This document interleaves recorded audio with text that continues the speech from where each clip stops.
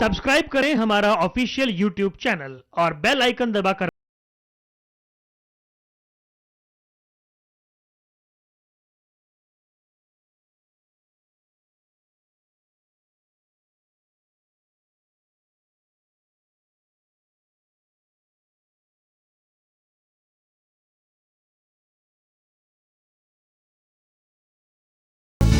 नमस्कार, बहुत बहुत स्वागत है आपका हमारे इस खास कार्यक्रम में। और मैं हूं मौलिका शर्मा। कहते हैं मछली जब तक पानी में रहती है प्रसन्न रहती है, खुश रहती है। पानी से बाहर आते ही दुखी हो जाती है, परेशान हो जाती है। इसी से जुड़ी एक कहानी सुनाना चाहेंगे अपने तमाम दर्शकों को। एक बार एक तालाब से एक मछली अचानक बाहर आ गई, बहुत रोने लगी, परेशान हुई। उसी दौरान उधर से एक संत गुजर रहे थे, तो मछली ने संत से कहा कि मैं इतनी दुखी, इतनी परेशान क्यों हूँ। तो संत ने कहा, क्योंकि तुम पानी के भीतर नहीं हो, इसलिए तुम परेशान हो, निराश हो। जब तुम पानी के भीतर चली जाओगी तो तुम प्रसन्नता भरी रह जाओगी। उसने तुरंत उस मछली को पानी में फेंक दिया। मछली खुशी खुशी पानी में तैरने लगी। यही स्वभाव हमारे जीवन का भी होता है। जब हम ध्यान से परमात्मा से दूर चले जाते हैं तो हम निराश हो जाते हैं, परेशान हो जाते हैं। और जब हम परमात्मा के नज़दीक जाते हैं, खुशी और प्रसन्नता से भरे रहते हैं। ऐसी खूबसूरत ज्ञान और ऐसी खूबसूरत बातें आज फिर से हम करेंगे, क्योंकि हमारे साथ हमारे इस कार्यक्रम में उपस्थित हुए हैं जो आज देश ही नहीं बल्कि विदेशों में भी जाने जाते हैं। समाज में अपना एक विशेष स्थान बना चुके हैं। जीवन जीने की कला हमें सिखाते हैं, हमें बताते हैं कि किस प्रकार बहुत छोटी छोटी चीज़ों को समझ कर, सीख कर हम अपने जीवन में सुख, शांति और समृद्धि ला सकते हैं। हम बात कर रहे हैं स्वामी शैलेंद्र सरस्वती जी की। आज फिर से शुभारंभ करेंगे अपने इस खास कार्यक्रम का। आशीर्वाद लेंगे गुरुदेव का। बहुत बहुत स्वागत है आपका। नमस्कार। नमस्कार जी।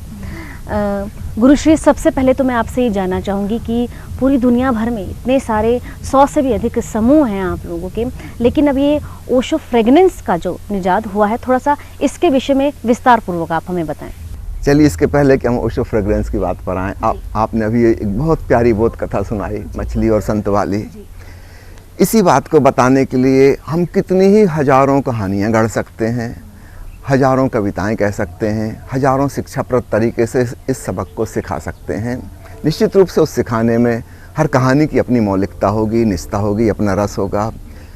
किसी को कोई कहानी रास आएगी, किसी को कोई दूसरी। किसी को हो सकता है कहानी में रस ना हो लेकिन कविता से, किसी को हो सकता है शेर की 2 छोटी सी पंक्तियों से वह बात हृदय में चुभ जाए, बात समझ में आ जाए। तो समझाने के ढंग अलग अलग होते हैं, समझने के तरीके अलग हो सकते हैं। कोई व्यक्ति हो सकता है ना कहानीकार हो, ना कविता लिखना जानता हो, लेकिन इसी बात को किसी सुंदर पेंटिंग के द्वारा अभिव्यक्त कर दे। अभिव्यक्ति की बात है। अभिव्यक्ति कोई हो सकता है संगीत के द्वारा, एक गीत के द्वारा, भजन के द्वारा इसी बात को कह दे। उसको कहानी तो नहीं आती लेकिन गीत में वही बात आ गई। तो एक ही बात को समझाने के कई कई तरीके हो सकते हैं। ठीक इसी प्रकार हमारे प्यारे सद्गुरु ओशो की जो शिक्षा है वह स्वयं अपने आप में बहुआयामी, मल्टी डायमेंशनल है। उसके एक एक डायमेंशन को भी हम शिष्य लेकर चलें तो हजारों लोग इस काम में अपनी पूरी ज़िंदगी अर्पित कर दें तो भी छोटी पड़ेगी। और फिर एक एक आयाम को समझाने के भी हजारों तरीके हो सकते हैं। मैं कहूँगा अपने ढंग से, आप कहेंगी अपने ढंग से, कोई और कहेगा अपने ढंग से। हम अन्य चीज़ों के बारे में तो यह सवाल नहीं पूछते कि इस वृक्ष में इतनी सारी शाखाएं निकल आई हैं, अब एक नई कोंपल और क्यों फूट रही है। फिर बसंत आएगा, फिर नई कोंपलें फूटेंगी और बहुत बहुत फूटेंगी। ये चिड़िया इतनी बार तो गीत गा चुकी, दुनिया में कितनी चिड़ियाँ गीत गा चुकी, ये चिड़िया आज क्यों नया गीत गा रही है। जीवन नित्य नूतन होता जाता है, परिवर्तनशील है, बदलता चला जाता है और नए नए ढंग की अभिव्यक्तियाँ आती जाती हैं। हम ये तो नहीं कहते कि लैला मजनू ने प्रेम कर लिया, शेरी फरियाद ने कर लिया, अब हमको आपको करने की क्या ज़रूरत, सब बासा पुराना हो गया, कुछ नया तो बचा नहीं। नहीं, ऐसा नहीं है। जब आपको किसी से प्रेम होता है वह बिल्कुल पहली बार ही होता है, वह बिल्कुल ताज़ा नया होता है। पूरे इतिहास का उस पर कोई इम्पैक्ट नहीं होता। आपके पहले कोई लैला मजनू हुए कि नहीं हुए, आज तक किसी ने प्रेम किया है कि नहीं किया, इससे कोई लेना देना नहीं। आपका प्रेम अपने आप में संपूर्ण होता है। ठीक इसी प्रकार हमारे अन्य अनुभव हैं। प्रेम का ही एक बड़ा रूप है श्रद्धा, जो शिष्य और गुरु के बीच में घटित होती है, जो हम किसी को आदर की दृष्टि से, श्रद्धा और सम्मान से देखते हैं। ऐसा नहीं कि हमसे पहले शिष्य नहीं हुए, और उन्होंने श्रद्धा और सम्मान नहीं किया होगा, लेकिन जब हमारे हृदय में वह घटना घटती है शिष्यत्व की, तो वह ऐसा लगता है बिल्कुल नई और पहली बार हो रहा है। फिर हम अपने गुरु की बात को जनमानस तक पहुंचाना चाहते हैं। हमारे पहले लाखों लोग पहुंचा चुके होंगे, हजारों गुरु हो चुके, करोड़ों शिष्य हो चुके। मैं कोई नई बात नहीं कर रहा हूं, लेकिन मेरे जीवन में यह तो बिल्कुल प्रथम बार हो रहा है, कुछ नया हो रहा है। तो निश्चित रूप से नई नई सुगंध उड़ेंगी, नए नए फूल खिलेंगे, नए नए गीत गाए जाएंगे और आगे भी ऐसा होता रहेगा। तो यह सवाल ही एक प्रकार से गलत है कि सैकड़ों लोग यह काम कर रहे हैं, आप क्यों कर रहे हैं। दुनिया में सैकड़ों रेस्टोरेंट हैं, आप किसी से पूछेंगे आपने एक नया रेस्टोरेंट क्यों खोल रहे हैं। हमारा अपना स्वाद होगा, अपना टेस्ट होगा, और कुछ लोग होंगे जिनको यहाँ पसंद आएगा शायद भोजन। तो दुनिया इस प्रकार आगे बढ़ती जाती है, आगे चलती जाती है। नित्य नूतनता, परिवर्तनशीलता इसका लक्षण है, और हमें नए के प्रति स्वागतपूर्ण होना चाहिए। बजाय यह प्रश्न पूछने के कि परंपरा में ऐसा हो गया, पहले ऐसा हो चुका, ऐसा हो चुका, अब ऐसा क्यों। जीवन में नित्य नूतन हो रहा है। सूर्योदय कितनी बार हो चुका, 10 अरब साल से सूरज है, 4 अरब साल से धरती है। आज हम सवाल तो नहीं पूछते कि आज सूर्योदय क्यों हो रहा है, इसकी क्या जरूरत है, इतनी बार तो हो चुका। सदा जरूरत है, जीवन का नियम है। गंगा कब से बह रही है और बहती ही चली जाती है, और नित्य नूतन पानी आता चला जाता है। ये जो फ्रेशनेस है, यह जो ताजगी है, यह जीवन का स्वभाव है। परिवर्तन प्रकृति का नियम है। जी, बहुत सुंदर बताया आपने। एक विशेष बात आपसे इसी से जुड़ी जानना चाहूँगी। ओशो की लोकप्रियता दिन ब दिन बढ़ती जा रही है। बाकायदा यदि हम दूसरे आध्यात्मिक समूहों की बात करें तो वो चमक थोड़ी सी कम होती जा रही है, उसमें डलता आती जा रही है। लेकिन इनकी जो लोकप्रियता की बात यदि हम करें, दिन प्रतिदिन हज़ारों लोग हमसे संपर्क करते हैं, हमारा आना जाना होता है, उनसे मुलाकात होती है, वो नई नई बातें ओशो के संदर्भ में हमारे साथ करते हैं। थोड़ा सा इस पर भी प्रकाश डालें आप। यह बात भी बहुत महत्वपूर्ण है। पुराने जो धर्म हैं उनकी चमक कम होती जा रही है, क्योंकि वे जिस आधार पर टिके थे उस आधार के नीचे की जमीन ही खिसक रही है। वो किसी कपोल कल्पना पर आधारित थे, कोई ईश्वर की धारणा पर आधारित थे, कोई देवी देवताओं पर, स्वर्ग नरक पर, भांति भांति के डर और प्रलोभन पर, फियर एंड ग्रीड पर आधारित थे। जैसे जैसे आदमी शिक्षित होता जा रहा है, तर्कशील होता जा रहा है, वैज्ञानिक चिंतन मनन वाला होता जा रहा है, अब उन पुराने अंधविश्वासपूर्ण धर्मों की कोई जगह दुनिया में नहीं बचने वाली। अब तो एक साइंटिफिक सोच विचार वाला वैज्ञानिक किस्म का धर्म, ओशो जिसे कहते हैं साइंस ऑफ द सोल, आत्मा का विज्ञान, वही केवल धरती पर बच सकता है। पुराने ज़माने में शिक्षा नहीं थी, तर्क नहीं था, विज्ञान नहीं था, लोग बड़े नासमझ थे, सेंटिमेंटल और भावुक थे और बचकाने थे। किसी छोटी मोटी चीज़ों से उनको डराया जा सकता था कि ऐसा करोगे तो पाप लग जाएगा और नरक जाओगे, ऐसा ऐसा करो, हमारी आज्ञा मानो तो तुमको स्वर्ग मिलेगा। कहाँ का स्वर्ग, कहाँ का नरक, फिजूल की बकवास। लेकिन उनके आधार पर समाज को नियंत्रित किया जाता रहा। निश्चित रूप से आज मनुष्य प्रौढ़ हुआ है, अब हम मैच्योर हो गए। तो बचपन में जो खेल खिलौने हमारे काम आते थे, अब वो काम नहीं आने वाले। ठीक इसी प्रकार आज से 5000 साल पहले, 10,000 साल पहले जो धर्म विकसित हुए थे वो बहुत बचकाने थे, चाइल्डिश थे। वो जिन आधारों पर टिके थे अब वो आकर्षक ही नहीं रहे। अब हमें कुछ नई चीज़ चाहिए जिसमें आकर्षण हो, और ओशो में वह नई चीज़ है। लेकिन जैसा मेरा नेक्स्ट क्वेश्चन यही था कि ओशो की जो ध्यान विधियां हैं हमेशा आधुनिक रही हैं, यूथ ज़्यादा कनेक्ट होता है उनसे। कारण यही है कि यूथ जो है शिक्षित वर्ग है, पुरानी पीढ़ी से ज़्यादा शिक्षित है, ज़्यादा बुद्धिमान है, IQ लेवल धीरे धीरे बढ़ा है, और उसको यह बात जल्दी पकड़ में आती है कि कहाँ पर वैज्ञानिकता है, कहाँ पर ठोस तथ्य पर आधारित कोई बात है। जहाँ सॉलिड फैक्ट्स होंगे, एक्सपेरिमेंटल बात होगी, टेक्निकल बात होगी, तुम करो और तुम स्वयं जान लो। उदाहरण के लिए ओशो कह रहे हैं ध्यान का अर्थ है दृष्टा भाव, साक्षी भाव। अपने मन के विचारों को दूर से ऐसे देखो जैसे किसी और को देख रहे हो, और अचानक तुम पाओगे तुम शांत चेतना में स्थित हो गए। अब ये एक टेक्निकल बात है, कोई भी करके देख ले। इसमें किसी विश्वास की ज़रूरत नहीं, किसी पर श्रद्धा करने की ज़रूरत नहीं, किसी के शरण जाने की ज़रूरत नहीं है, किसी को गुरु मानने की ज़रूरत नहीं है, किसी सिद्धांत में अंधविश्वास की ज़रूरत नहीं है। करके देख लो। ये तो ठीक वैसे ही हुआ जैसे हम फिजिक्स केमिस्ट्री में स्कूल में सीखते हैं, टीचर हमें कोई सिद्धांत बताते हैं और फिर उसका एक्सपेरिमेंट करके दिखा देते हैं, बात अपने आप साबित हो जाती है। ठीक ऐसे ही ओशो जो कुछ भी कह रहे हैं वह वैज्ञानिक और एक्सपेरिमेंटल है। उसका प्रयोग करके तुम स्वयं जान लो, विश्वास करने की कोई ज़रूरत नहीं। तो आधुनिक पीढ़ी को यह बात बहुत आकर्षित करती है और इसलिए दिनों दिन ओशो ज़्यादा लोकप्रिय होते जा रहे हैं और पुराने धर्मों की चमक खोती जा रही है। लेकिन यहीं पर यदि हम पेशेंस की बात करें तो यूथ में पेशेंस की भी बहुत कमी आई है। आपको क्या लगता है, क्या कारण है? कारण ये है कि जैसे जैसे व्यक्ति प्रौढ़ होता है, मैच्योर होता है, टाइम कॉन्शसनेस, समय का बोध उसका बढ़ता चला जाता है। पुराने ज़माने में चीज़ें परिवर्तनशील नहीं थीं। 50 साल पहले गांव जैसा था वह गांव 50 साल बाद भी वैसे ही है और आने वाले 50 साल बाद भी वैसे ही रहेगा। जैसे मकान बनते थे वैसे ही मकान बन रहे हैं, वैसे ही बनेंगे। यदा कदा कभी कुछ नया होता है, सब पुराना ज्यों का त्यों, जैसी सड़क थी वैसी सड़क है, कुछ परिवर्तन होने वाला नहीं। जैसे कपड़े लोग पहनते थे, जैसा कल्चर था, संस्कृति थी, वही सदियों से चली आ रही है।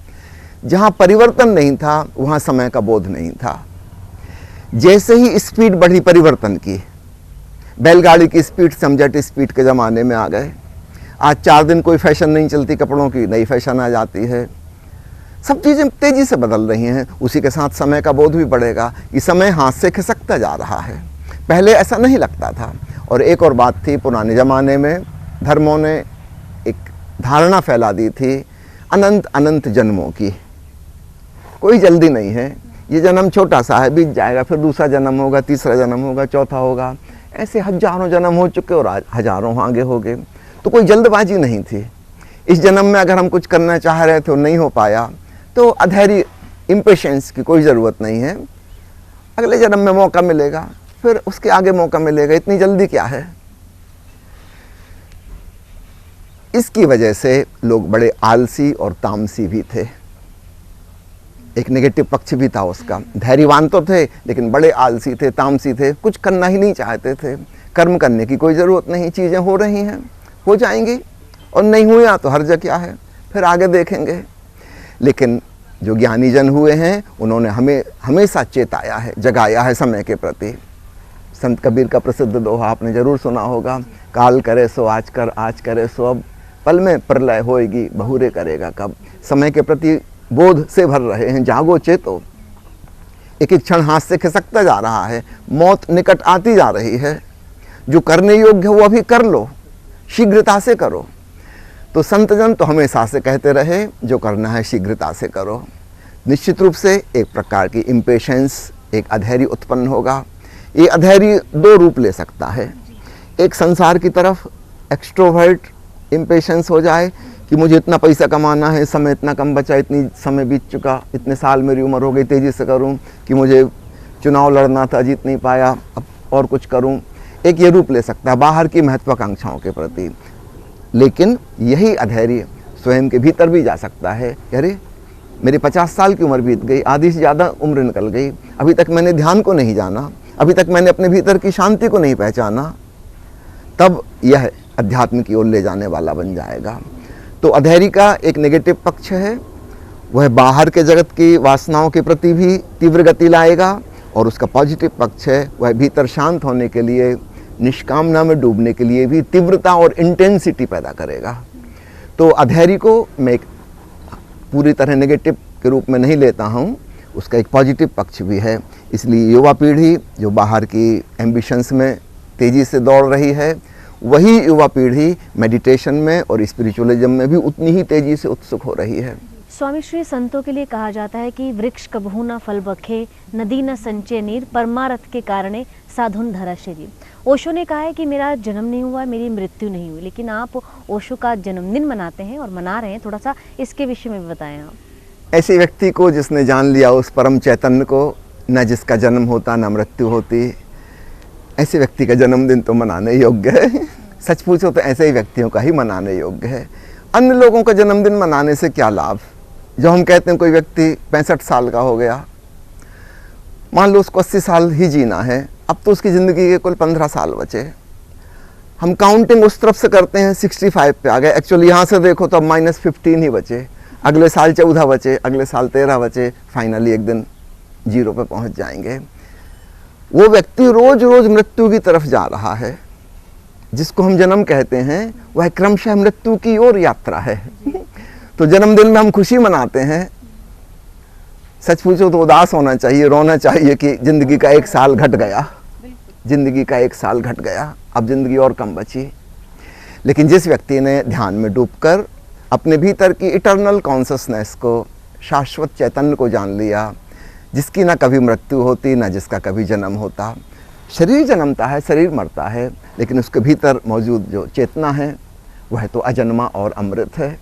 जिसने उसको जान लिया, सच पूछो तो सच्चे जीवन को उसी ने जाना, अमृत जीवन को उसने जाना।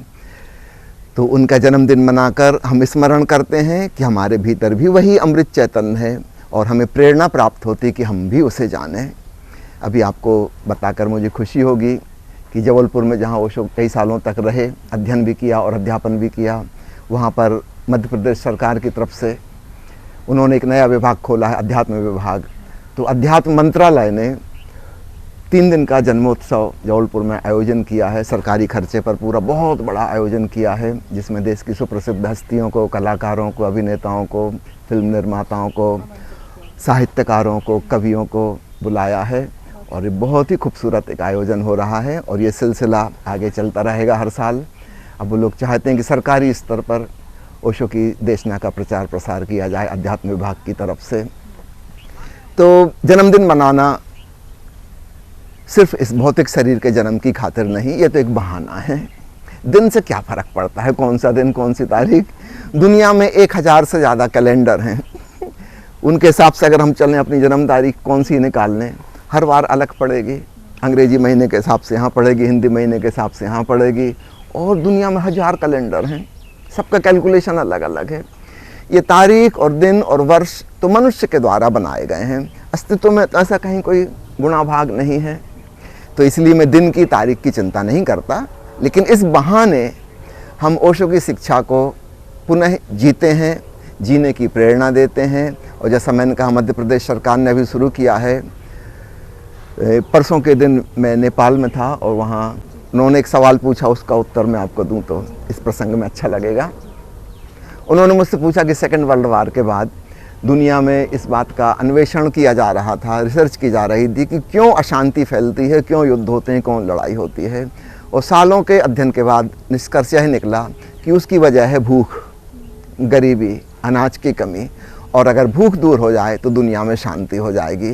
फिर 1966 में उन्होंने मुझे बताया कि नेपाल सहित और अन्य बहुत सारे देशों ने मिलकर यूएनओ को सिफारिश की कि भूख दूर करने के लिए ठोस कदम उठाए जाएं, और इस दिशा में काफ़ी कदम उठे। एग्रीकल्चर साइंस का बहुत डेवलपमेंट हुआ है।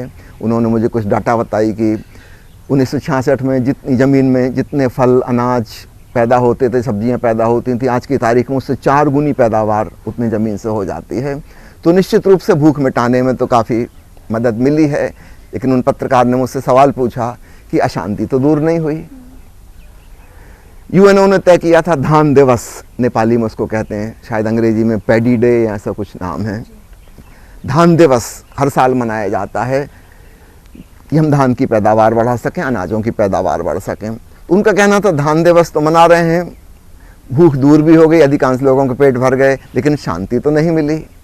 मैंने मजाक में उनसे कहा कि अब ऐसा करिए, धान दिवस की जगह एक और ध्यान दिवस शुरू करिए। धान से पेट भरेगा, आत्मा नहीं भरेगी। आत्मा का भोजन ध्यान से है, हृदय का भोजन प्रेम से है। ये भी हमें चाहिए। हम केवल शरीर ही नहीं हैं, भौतिक काया ही नहीं है, हमारे भीतर मन भी है, हमारे भीतर हृदय भी है, हमारे भीतर आत्मा भी है। उनका भी भोजन चाहिए। वह भोजन जरा सूक्ष्म भोजन है। प्रेम के भोजन से हमारा हृदय भरता है और ध्यान के भोजन से हमारी आत्मा को तसल्ली मिलती है, भीतर की प्यास मिटती है। यह भी चाहिए। तो मैं उनसे कह रहा था कि ओशो का जन्म दिवस 11 दिसंबर, इसको अंतर्राष्ट्रीय ध्यान दिवस के रूप में मनाया जाना चाहिए, ताकि सारी दुनिया में इस चीज़ का प्रचार प्रसार हो सके कि meditation is needed as much as medicine. अंग्रेजी का ये दोनों शब्द मेडिसिन और मेडिटेशन एक ही मूल धातु से आते हैं, ग्रीक शब्द से, जिसका अर्थ है उपचार, हीलिंग, स्वास्थ्य प्रदान करना। तो मेडिसिन हमारे शरीर को स्वस्थ करती है, मेडिटेशन हमारी आत्मा को स्वस्थ करता है, वह भी उतना ही ज़रूरी है, शायद ज़्यादा ही ज़रूरी है। तो ओशो के जन्म दिवस को हम इस रूप में लेते हैं। ऐसा नहीं कि वो हमारे गुरु हैं इसलिए उनका जन्मदिन मना के कुछ खास, हम उनकी शिक्षा का प्रचार प्रसार करना चाहते हैं। साथ ही साथ एक विशेष प्रश्न है, अन्य धर्म गुरुओं की तुलना में ओशो की विशेषता क्या? पहली चीज़ तो ओशो को धर्म गुरुओं के साथ प्लीज़ मत गिनिए, उनसे उनका कोई लेना देना नहीं है। ना वो तीर्थंकर हैं, ना वो पैगंबर हैं, ना वो मसीहा हैं, ना वो अवतार हैं, उस कैटेगरी में वो नहीं हैं। आप भली भांति जानते हैं वो कोई साधु नहीं है, त्यागी नहीं है, महात्मा नहीं है, तपस्वी नहीं है, वो किसी कैटेगरी में नहीं समाते, वो अपने आप में एक नई कोटि हैं। उनके जैसा व्यक्ति ना पहले कभी हुआ ना हो सकता, उनकी कॉपी नहीं हो सकती, और वो भी किसी की कॉपी नहीं है।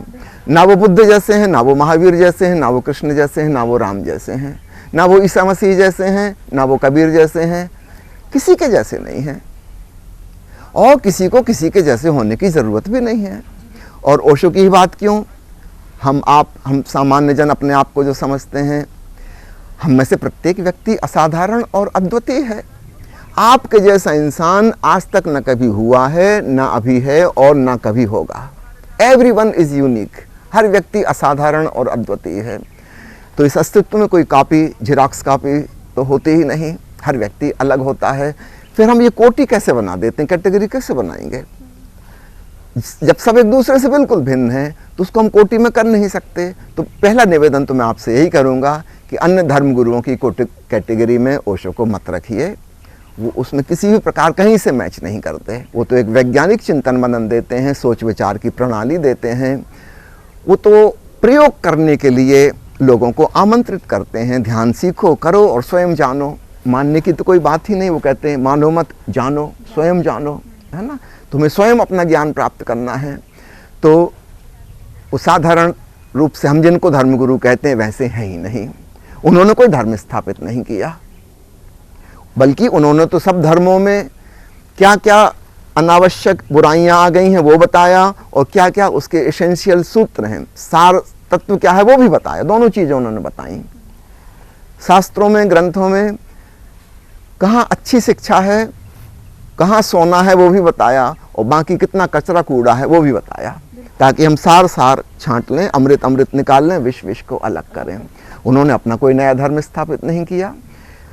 तो इस प्रकार से हम उन्हें किसी भी धर्म की कैटेगरी में नहीं बांध सकते। ना वो हिंदू हैं, ना वो जैन हैं, ना वो बौद्ध हैं, ना वो ताओइस्ट हैं, ना वो सूफी हैं, ना वो जैन, किसी परंपरा को नहीं मानते। यद्यपि सभी परंपराओं का सार सूत्र निचोड़ उन्होंने प्रस्तुत किया, एसेंस निकाल के उन्होंने बताया। और हैरानी की बात है कि वह एसेंस एक ही है, चाहे वो यहूदी धर्म का हो, ईसाई धर्म का हो, बौद्ध धर्म का हो, ताओवादियों का हो, चाहे जैनवादियों का हो, वह एसेंस एक ही है, और वह है ध्यान, संक्षेप में मेडिटेशन। जानने और पहचानने की आवश्यकता है। जी जी, 2 प्रश्न हैं लेकिन उनको एक ही में समाहित करूंगी। क्या परमात्मा है, और नास्तिक उचित या आस्तिक? ये प्रश्न हजारों साल से पूछा जाता रहा है, कोई नई बात नहीं है। अगर इसका कोई उत्तर होता तो मिल ही गया होता, आज तक इसका उत्तर नहीं मिला।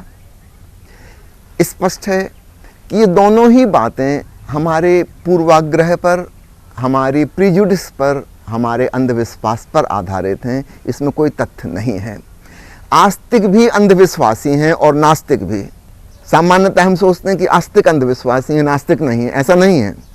दोनों अंधविश्वासी हैं, दोनों ने बिना जाने मान लिया। एक मानता है कि ईश्वर है, एक मानता है कि ईश्वर नहीं है, दोनों मान्यतावादी, इनमें जानने वाला कोई नहीं है।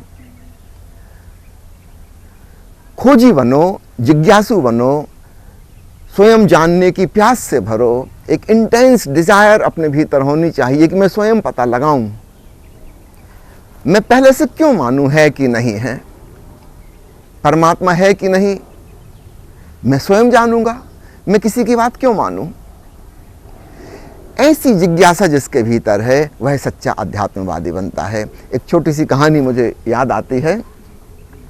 एक सूफी फकीर किसी गांव में आया हुआ था, गांव के लोग इकट्ठे हो गए और उन्होंने वही सवाल उससे पूछा जो सबसे पूछते हैं कि ईश्वर के बारे में बताइए, अल्लाह है कि नहीं है, कोई परवरदिगार है कि नहीं है। आप मस्जिद में चल के भाषण दीजिए। उसने कहा मैं बहुत लोगों से मिल चुका हूँ, जगह जगह घूमता हूँ, सब लोगों को पहले से ज्ञान है, मैं और क्या ज्ञान दूँ। फिर भी वो लोग जिद करने लगे, नहीं एक बार आप मस्जिद में आइए।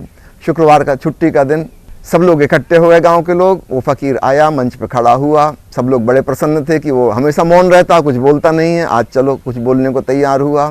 उसने खड़े होकर पूछा, आप लोग सब यहाँ आए हैं, लगता है सब धार्मिक लोग होंगे, मस्जिद में आए हैं, बताइए आप ईश्वर के होने को मानते हैं कि नहीं। सब लोगों ने हाथ उठा दिया कि हम ईश्वर को मानते हैं, हम सब आस्तिक हैं, हम सब धार्मिक हैं। वो फ़कीर मंच से नीचे उतर गए है कहते हुए कि जब आप सब लोगों को पता ही है तो मैं क्या बताऊं, मैं जाता हूं, आराम करूंगा, आप लोगों को तो पता ही है। गांव के लोग बड़े निराश हुए कि आदमी तो कुछ बोला ही नहीं, लगता है कि ज़रूर कुछ जानता है, इससे कैसे बुलवाएं। फिर अगले सप्ताह फिर पहुंच गए कि आज चलिए मस्जिद में। उसने कहा कि पिछली बार तो मैं गया था, आप सब लोगों को तो परमात्मा के बारे में पता है, तब मैं क्या बताऊंगा। उनका नहीं, हम दूसरे लोग हैं। गया, वो जिद करके ले गया उसको। उसने फिर वही सवाल किया, क्या आप परमात्मा को जानते हैं। उन लोगों ने हाथ उठा दिया कि नहीं, हम ईश्वर को नहीं मानते, कहीं कोई ईश्वर नहीं है, आप बताइए। उसने कहा जब जो है ही नहीं उसके बारे में मैं क्या बताऊं। वापस लौट गया। गांव के लोग फिर परेशान। उन्होंने सोचा अब क्या करें, अब तो एक ही ट्रिक बची। तीसरे हफ्ते फिर उसको पकड़ के लाए। जब उसने सवाल पूछा तो आधे लोगों ने हाथ उठाया कि हम मानते हैं, आधे लोगों ने कहा कि नहीं हम नहीं मानते। उसने कहा बड़े मजे की बात है, फिर मेरी क्या जरूरत, जो नहीं जानते उन्हें वो लोग बता दें जो जानते हैं, मैं चलता हूं। गांव के लोग बड़े निराश हुए कि हम इस फकीर से कुछ बुलवा नहीं पा रहे और लगता है बड़ा ज्ञानी। वो बहुत सोचे, लेकिन फिर चौथी बार उसके पास नहीं आए कहने को। अब कोई जवाब ही नहीं बचा था, या तो कहें हाँ या कहें ना, या आधे आधे में बांट के कहें। वो 2-3 महीने वहां रुका रहा। जब वो उस गांव से जाने लगा, गांव के लोगों ने कहा कि अब तो आप विदा हो रहे हैं, लेकिन हम क्या बताएं, हम 3 उत्तर दे सकते थे, आपने तीनों में हमको निरुत्तर कर दिया। ऐसी कौन सी बात हम कहते कि जब आप हमें प्रवचन देते, कुछ बताते, अब जाते जाते कम से कम वो बात तो बता जाओ, हम किस प्रकार आपको बुलवाते। उस फकीर ने अद्भुत बात कही। उसने कहा कि जब मैं पूछता और तुम चुप रह जाते और तुम कहते कि हमको नहीं पता, न होने का पता है न होने को पता है, हमें कुछ भी नहीं पता ईश्वर के बारे में, तुम्हारी वह मौन जिज्ञासा वह मुझे प्रेरणा देती कि मैं कुछ कहूं। आस्तिक भी झूठा है, नास्तिक भी झूठे हैं।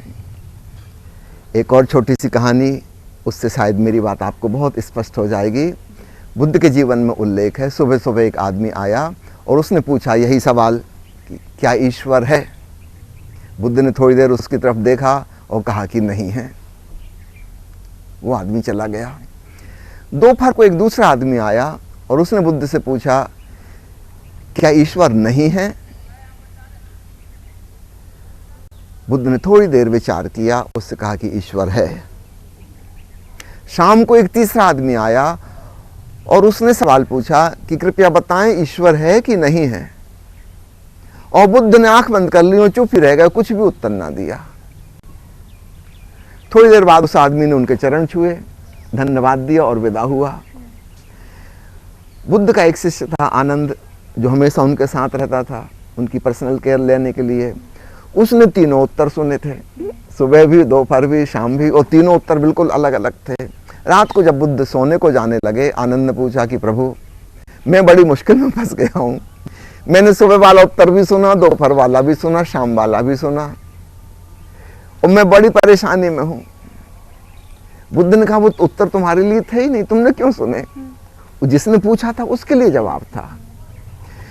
सुबह जो व्यक्ति आया था वो अंधविश्वासी था, वो ईश्वर के होने में विश्वास करता था। मैंने उसका विश्वास डगमगाया, मैंने कहा कि कहीं कोई ईश्वर नहीं है। मैंने उसको विचलित किया ताकि उसके भीतर जिज्ञासा पैदा हो, वो खुद खोज में लगे, अन्वेषक बने। विश्वास करने की क्या जरूरत। दोपहर को जो व्यक्ति आया था वो नास्तिक था, वो मेरी सपोर्ट चाह रहा था कि मैं समर्थन कर दूं कि ईश्वर नहीं है। मैंने उससे कहा कि ईश्वर है, मैंने उसको भी झकझोर दिया। उसके जीने का जो ढंग था अभी तक नास्तिक के ढंग का, उस पर क्वेश्चन मार्क लगा दिया। और शाम को जो आदमी आया था वो अंधविश्वासी नहीं था, ना वो आस्तिक था नास्तिक था, वो मुझसे उत्तर चाहता था। अगर मैं कोई भी उत्तर देता तो उसको पकड़ लेता और अंधविश्वासी बन जाता। मैंने उसको उत्तर ही नहीं दिया, मैं चुप रह गया। और आश्चर्य की बात, जब मैं मौन हो गया, आंख बंद कर ली, उसने भी आंख बंद कर ली, वो भी मौन हो गया, भीतर निर्विचार अवेयरनेस, थॉटलेसनेस उसके भीतर आ गई। उस शून्य में उसे शांति का अनुभव हुआ। उसने मुझे धन्यवाद दिया, मेरे पैर छुए। आनंद ने कहा, मैं भी आश्चर्यचकित हुआ, आपने तो उसको कोई जवाब ही नहीं दिया और उसने आपके पैर छुए और कहा कि धन्यवाद, आपने रास्ता बता दिया। आनंद से बुद्ध ने कहा कि मैंने उसको रास्ता बता दिया। चुप्पी में रास्ता है, मौन में रास्ता है, निर्विचार जागरूकता में रास्ता है। अपने भीतर डूब जाओ, मौन हो जाओ, कोई शब्द ना हो, कोई ज्ञान ना हो, वहां रास्ता है, वहां भगवत्ता का एहसास होता है। There is no God but godliness. भगवान नहीं है लेकिन भगवत्ता है। यह सारा अस्तित्व दिव्यता से ओतप्रोत है। उस व्यक्ति ने आंख बंद करके ध्यान में डूबकर उस अनुभव को पा लिया। बुद्ध ने कहा, वो तीनों अलग अलग प्रकार के लोग थे, उनके प्रश्न अलग थे, इसलिए मेरा उत्तर उनके लिए अलग था। इसलिए मैं कोई उत्तर नहीं देना चाहूँगा परमात्मा है या नहीं, क्योंकि आपके दर्शक न जाने कौन कौन टेलीविज़न पर देख रहे होंगे, वे मेरे उत्तर में से भी एक अंधविश्वास बना लेंगे। मैं तुम्हें विश्वास देना नहीं चाहता, ज्ञान नहीं देना चाहता, मैं झकझोरना चाहता हूँ। अभी पिछला प्रश्न जो था ओशो के धर्मगुरु होने के बारे में, इस संदर्भ में एक बात और पिन पॉइंट करना चाहूँगा। गुरु हम उसे कहते हैं जो हमें ज्ञान दे। सामान्यतः शिक्षक हमें ज्ञान देता है, हम उससे कुछ लेते हैं। ओशो ऐसे हैं कि उनको गुरु कहना भी ठीक नहीं, वो हमारा ज्ञान छीनते हैं। देने का तो सवाल नहीं, हमारे पास तो ऑलरेडी पहले से भरा हुआ कचरा कूड़ा। वो हमसे कहते हैं उसको भी निकाल फेंको। बुद्ध ने इन तीनों लोगों के साथ क्या किया? उनके ज्ञान पर क्वेश्चन मार्क लगाया, उनको हिला दिया। ओशो भी यही करते हैं, वे हमें झकझोरते हैं, जगाते हैं। उनका एक प्रसिद्ध वचन है, मैं तुम्हें जगाने आया हूं, सिखाने नहीं। बहुत महत्वपूर्ण, जरा सा भेद है, ख्याल रखना। मैं तुम्हें जगाने आया हूं, सिखाने नहीं। कुछ हमें दे नहीं रहे, हमारे पास पहले से बहुत कुछ है, उसको भी हमको छीन लें ताकि हम भीतर शून्य और शांत और अपनी अंतरात्मा में डुबकी लगा जाएं। हमारा ज्ञान ही बाधा है, हमारे विचार, हमारे शब्द, हमारी तथाकथित सीखी हुई स्मृति, वही बाधा है परमात्मा से मिलने में। यहाँ तक कि परमात्मा के बारे में हमने जो ज्ञान इकट्ठा कर लिया है वह भी बाधा है परमात्मा से मिलने में। मनुष्य और ईश्वर के बीच जो सबसे बड़ी दीवार है वह ज्ञान की दीवार है। इस ज्ञान की दीवार को गिराना है तो कोई रेडीमेड आंसर उस ज्ञान की दीवार को गिराएगा नहीं। एक जिज्ञासा हो, शब्द शून्यता हो, भीतर कोई विचार ना हो और उस मौन सन्नाटे में कुछ अनुभव में आता है। तुम चाहो तो उस अनुभव को परमात्मा नाम दे दो। एक विशेष प्रश्न वो ये है कि आपने कहा कि ध्यान से जुड़ा जाए तभी आप परमेश्वर या फिर परमात्मा को प्राप्त कर सकते हैं। अब समय है यूट्यूब का, व्यक्ति यूट्यूब से जुड़ता है, ध्यान से जुड़ता है, जो उनका कहना है। फिर इसमें गुरु की आवश्यकता कहाँ, गुरु का महत्व क्या? गुरु का महत्व दिनों दिन कम होता जा रहा है। पुराने ज़माने में कुछ भी सीखने के लिए, समझने के लिए, गाइडेंस लेने के लिए हमें कहीं गुरुकुल जाना होता था। अभी भी स्कूल कॉलेज जाना पड़ रहा है। आने वाले 10-20 साल के अंदर सब स्कूल कॉलेज बंद हो जाएंगे, इसकी मैं भविष्यवाणी करता हूँ।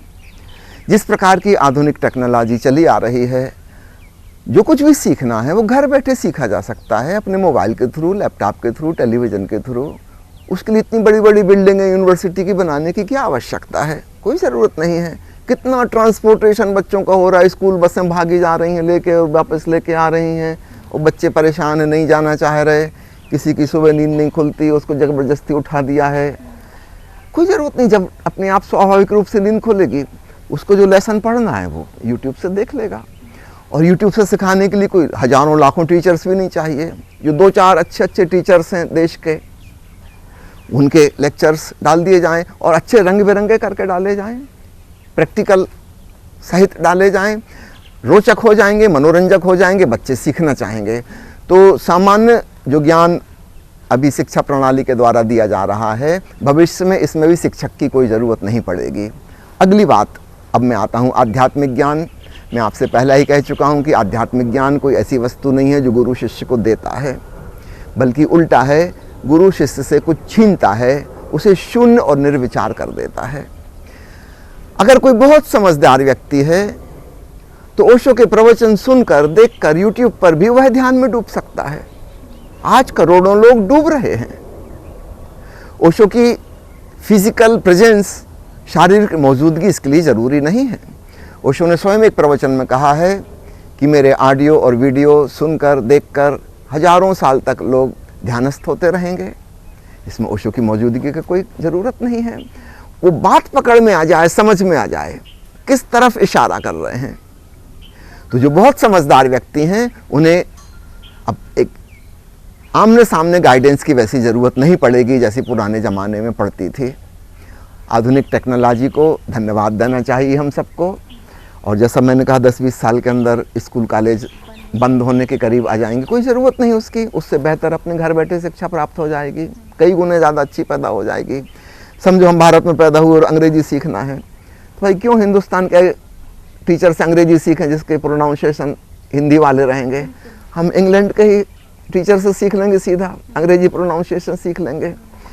सब चीज़ें बदल रही हैं, यानी आधुनिक जो टेक्नोलॉजी आई है कम्युनिकेशन की, यह अद्भुत है ना। सब चीज़ें निःशुल्क होती जा रही हैं। आपको बताकर मुझे खुशी होगी कि ओशो की किताबें, जिनकी गिनती 650 है, इनकी कीमत ही कई लाख रुपए हुआ करती थी। और ओशो के ऑडियो और वीडियो कैसेट्स, इन सब की कीमत मिला के 15 लाख रुपए से ज़्यादा हुआ करती थी। आज सब कुछ निःशुल्क उपलब्ध है, फ्री ऑफ चार्ज डाउनलोडेबल। आप www.oshoworld.com पर क्लिक कीजिए, ओशो की कोई भी ऑडियो आप वहाँ से डाउनलोड कर सकते हैं। 7000 से ज़्यादा ऑडियो उपलब्ध हैं। कोई भी वीडियो टेलीग्राम लिंक पर उपलब्ध है, आप सुन सकते हैं, देख सकते हैं। ओशो की सारी किताबें वेबसाइट पर उपलब्ध हैं, हिंदी की भी, अंग्रेजी की भी, और अब तो गूगल ट्रांसलेट के द्वारा किसी भी भाषा में ट्रांसलेट कर सकते हैं। पहले तो ये भी बंधन था, जो हिंदी अंग्रेजी समझ सकता है वही ओशो की बात समझ सकता था। अब तो बात खुल गई, तो मशीन ट्रांसलेट कर देती है। चलो उतना 100% एक्यूरेट नहीं है, फिर भी काम चल जाता है। दुनिया की सारी भाषाओं में, मैं हैरान हुआ जानकर, अभी डाटा देख रहा था, सबसे ज़्यादा किताबें ओशो की कोरियन भाषा में छपी हैं। हिंदुस्तान से भी ज़्यादा कोरियन भाषा में छप गई। हिंदी की सारी किताबें ट्रांसलेट हो गई, अंग्रेजी की भी हो गई, जबकि अभी भारत में भी नहीं हुई हैं। अंग्रेजी की सारी हिंदी में नहीं हुई, हिंदी की सारी अंग्रेजी में नहीं हो सकी। तो आधुनिक टेक्नोलॉजी ने बहुत कुछ दिया है। आप ओशो की कोई किताब अपने मोबाइल पे वेबसाइट से डाउनलोड करके पढ़ सकते हैं, देख सकते हैं। निश्चित रूप से अध्यात्म को समझना, ध्यान में डूबना भी बहुत आसान हो गया है। ओशो के बाद जो मेडिटेशन टीचर्स आए हैं दुनिया में, इनकी संख्या हजारों में हो गई और एक से एक अद्भुत तरीके से लोग अपने अपना ध्यान सिखा रहे हैं। अब किसी के पास जाने की हमें ज़रूरत नहीं है। एक पुरानी कहावत थी कि प्यासे को ही कुएं के पास जाना पड़ता है। अब वो कहावत के दिन गए, अब तो कुआं ही जगह जगह प्यासों के पास पहुंच सकता है ना। तो समय बदल रहा है। निश्चित रूप से एक फिजिकल प्रेजेंस गुरु की जो ज़रूरी होती थी, अब उतनी आवश्यक नहीं रही। हाँ, कुछ चीज़ें होंगी जो फिर भी समझ में नहीं आएंगी, कुछ कन्फ्यूज़न होंगे, वो हम पर्सनली टॉक करके कर सकते हैं। उसके लिए भी बहुत यातायात की ज़रूरत नहीं है। अभी 2 हफ्ते पहले ही मैं ऑनलाइन सत्संग कर रहा था। देश विदेश के 17 ओशो ध्यान केंद्रों में जो लोग जमा थे, 17 ध्यान केंद्रों में करीब 1,500 लोग जमा थे। उन सबसे मेरी डायरेक्ट बात हो रही थी, वीडियो चैटिंग हो रही थी। जिसको जो सवाल पूछना हो पूछ ले, मैं बैठे बैठे एक जगह से उत्तर दे सकता हूँ। इसमें कहीं आने जाने की क्या ज़रूरत, घर घर में इस प्रकार पहुँचा जा सकता है। तो वास्तव में वो कहावत प्यासे और कुएं वाली अब पलटने के दिन आ गए हैं। तो इस दृष्टि से वो जो ध्यान सिखाने वाली बात थी वह भी बड़ी आसान और सुगम हो गई है और घर घर पहुंच सकती है। और इस रूप में हो तभी जगत में व्यापक पैमाने पर कुछ रूपांतरण हो सकता है। अगर एक गुरु बैठ कर लोगों को सिखा रहा है और 150 लोग उससे सीखने आ रहे हैं, दुनिया की आबादी 7.5 अरब है, दुनिया फिर कभी नहीं बदल पाएगी। अगर वृहत रूप से कुछ करना है ना, एक ग्लोबल चेंज ट्रांसफॉर्मेशन आ सके, तो हमें कुछ नई टेक्नोलॉजी का ही यूज़ करना होगा। तो ओशो फ्रेग्रेंस यह काम कर रही है, शुरुआत हो चुकी है और भविष्य में और सुंदर सुंदर तरीके से होती ही चली जाएगी। आम आदमी के लिए ओशो का क्या संदेश? पहला ऑब्जेक्शन, आम आदमी, बैंगोमैन, आम आदमी कोई होता ही नहीं। हर व्यक्ति एक अद्वितीय और असाधारण व्यक्ति है। Everyone is unique. आम आदमी आप किसको कहते हैं? कौन है आम आदमी? नहीं, हर व्यक्ति विशिष्ट है। इस अस्तित्व में सब कुछ एक्स्ट्रा ऑर्डिनरी है, सब कुछ असाधारण है, अलौकिक है। इसलिए आम आदमी वाली बात ही सही नहीं है। अब दूसरी बात आप पूछ रही हैं तो उसमें से आम वर्ड हटा के मैं बाकी का उत्तर दे रहा हूँ। आदमियत के लिए, इंसान के लिए ओशो का क्या संदेश है? छोटे छोटे शब्दों में कहें तो 2 संदेश हैं, एक ध्यान और एक प्रेम। प्रेम हमारे हृदय का पोषक तत्व है और ध्यान हमारी आत्मा का पोषक तत्व है। बाकी सब बातें तो शरीर संबंधी, वो तो विज्ञान पूरी करेगा, लेकिन भीतर की ये 2 बातें हमें स्वयं ही पूरी करनी होंगी, कोई और हमारे लिए पूरी नहीं कर सकता। हम कैसे प्रेमपूर्ण बने? अक्सर जब हम कहते हैं प्रेम की बात, तो सबसे पहला हमारे मन में जो ख्याल आता है कि मुझे प्रेम नहीं मिला। हमें ये ख्याल कभी आता ही नहीं कि मैंने प्रेम नहीं दिया। इस क्वेश्चन को थोड़ा पलटना होगा। क्या मैं प्रेमपूर्ण हूँ? क्या मैं फ्रेंडली हूँ? क्या मेरे द्वारा मित्रता की और प्रेम की तरंगें आसपास फैलती हैं? किसी ने मुझे दिया या नहीं दिया ये सवाल नहीं है, क्या मैंने दिया? जैसे ही यह सवाल हमारे अंदर उत्पन्न होता है, हम प्रेमल होना शुरू हो जाते हैं। और जैसे ही हमारे भीतर मेडिटेशन का ठीक ठीक अर्थ पकड़ में आता है, ध्यानपूर्ण अर्थात होशपूर्ण सजगता से भरे हुए। Meditation is not concentration, meditation is not मंत्र जाप, कोई क्रियाकांड नहीं है। होशपूर्ण होना, ज़्यादा सजग होना, इन स्टेट ऑफ सुपर कॉन्शियसनेस, बस ये 2 बातें हो जाएं, हमारा सारा जीवन ट्रांसफॉर्म हो जाएगा, एक प्रकार की मेटामॉर्फोसिस हो जाएगी। हम वही व्यक्ति नहीं रहेंगे जो हम पहले थे। हाँ, ऊपर से शकल सूरत से तो वैसे ही नज़र आएंगे, लेकिन भीतर भीतर कुछ और हो जाएगा। वो हमारा हृदय जो दुर्भावनाओं से भरा था, क्रोध, लोभ, मोह, ईर्ष्या, द्वेष, अहंकार इत्यादि इत्यादि, वो सारे जहर समाप्त हो जाएंगे और उसकी जगह प्रेम, ममता, क्षमा, दया, करुणा, मित्रता जैसी सद्भावनाओं का विकास हो जाएगा। अमृत से हमारा हृदय भर जाएगा और फिर हमारी चेतना अधिकाधिक चैतन्य होती चली जाएगी। हम जितने कॉन्शियस अभी हैं, इससे हम और हायर लेवल पर कॉन्शियसनेस में पहुंच जाएंगे, एक ऊंचाई हम छू लेंगे। तो आम आदमी तो कोई नहीं है, हम सब एक से ही हैं। वही तन, मन, हृदय और चेतन हम सबके पास है, लेकिन इसको थोड़ा सा हम संवार लें, सुंदर कर लें, तो हम बहुत प्यारा जीवन जी सकते हैं जो शांति और आनंद से ओतप्रोत होगा। तो यही ओशो की संक्षेप में शिक्षा है, प्रेम और ध्यान, लव एंड अवेयरनेस। स्वामी श्री, आज भी आपकी तमाम जानकारियों के लिए बहुत बहुत शुक्रिया, धन्यवाद, नमस्कार। प्रेम, जी हाँ, आज के हमारे इस खूबसूरत कार्यक्रम का एकमात्र सार। प्रेम बरसात में एक साथ भीगने और धूप में एक साथ सूखने का नाम। इन बातों को जानना और अपने जीवन पर अमल करने की आवश्यकता है। आज के हमारे इस खास कार्यक्रम में आप हमें दें इजाज़त। हम फिर हाजिर होंगे कुछ और नई खूबसूरत बातों के साथ। तब तक के लिए